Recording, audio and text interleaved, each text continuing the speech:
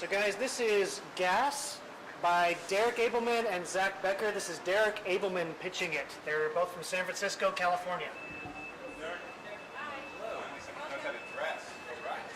Hey, nice thin tie.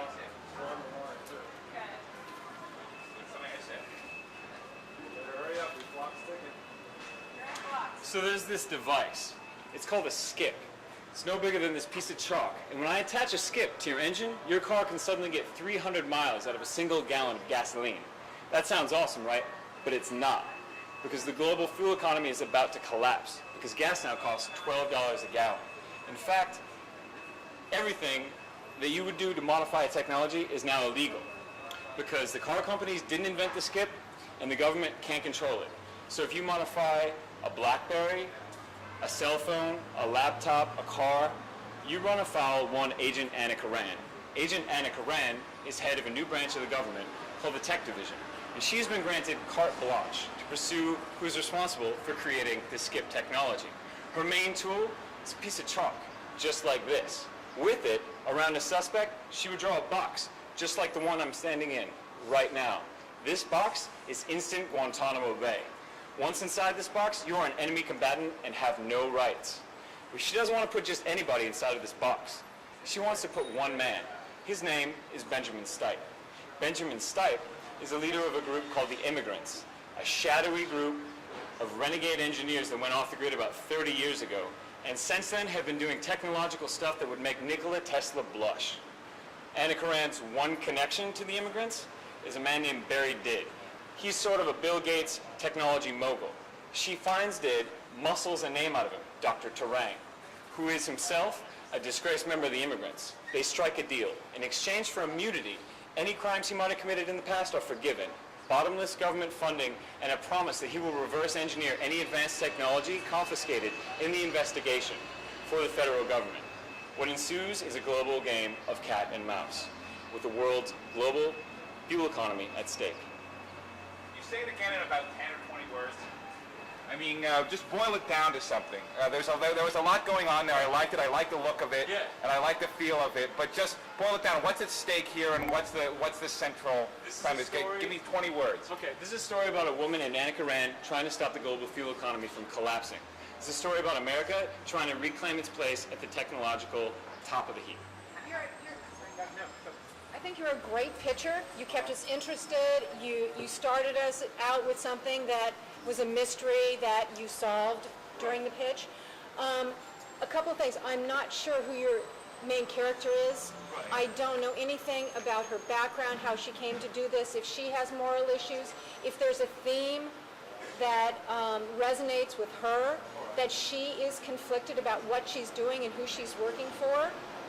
And I think that's important to know for us to really to have any kind of connection with our main character. Conflict is evident in the fact that her main way of saving the world is by denying people their civil liberties, by putting them in this box and taking away their rights as an American citizen. Instant Guantanamo Bay, that's conflict. It's trying to save the world, but also robbing people of their rights. Is she aware of that? Yes, she has the chalk. That's what she's doing. Is she aware that what she's doing is not It necessary? is morally questionable? Yeah. Yes, absolutely. You seem to But kind of there's be going off in two different directions, though.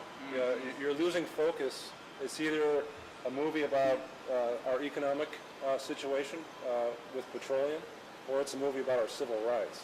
You know, which I'm not sure which way do you want to go with that. Can I tell you? Great. Okay.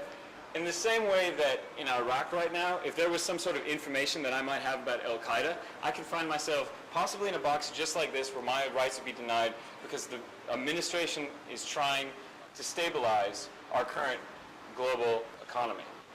And to do that, they're willing to sacrifice the rights of quote-unquote enemy combatants. It's these two things. It's gas.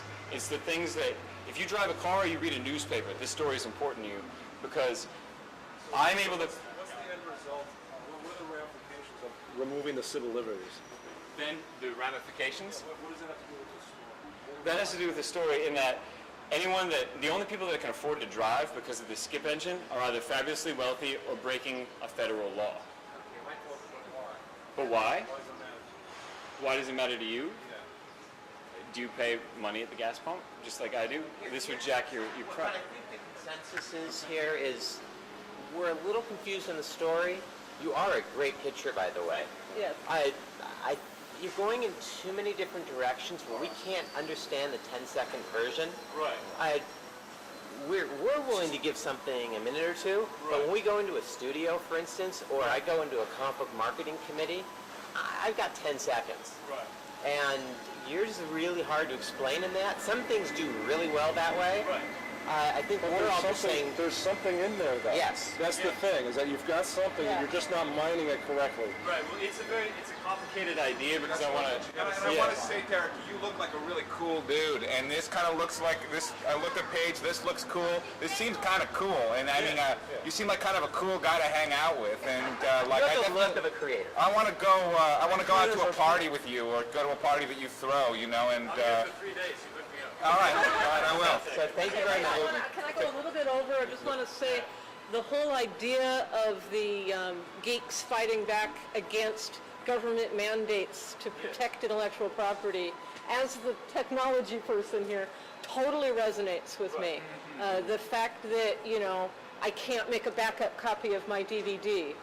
And beyond that. So I think that you have a really strong built-in target audience if perhaps you back away from the petroleum thing and focus more on the control of intellectual property. That's the more of a knowledge, yeah. Fahrenheit 451 sort of Make issue. it clean. Yeah. And make sure But I love that that part. your protagonist, if she's conflicted, because if she's taking away people's rights, Right.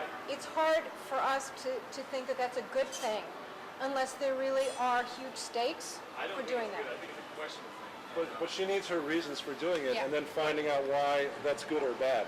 I agree. I would drift away, and the only reason why I'm talking a little bit more is I like it. Yeah, that's it. But it's just, it lacks focus. Go away from the petroleum stuff, go more towards the high tech, more of the Orwellian aspects of what Yes, you're talking yes. about. I would actually like to hear more about this at another time. So, I mean, that's, yeah. Great. I just want to thank you for your time. And I also urge you, because it is a complicated idea, we worked very hard on a 3-paragraph summary, which you should all have copies of. Look that over. That should answer some of your questions. I appreciate your 2 minutes, but boy, was this challenging. You've been a great audience. And I'll take. Thank you.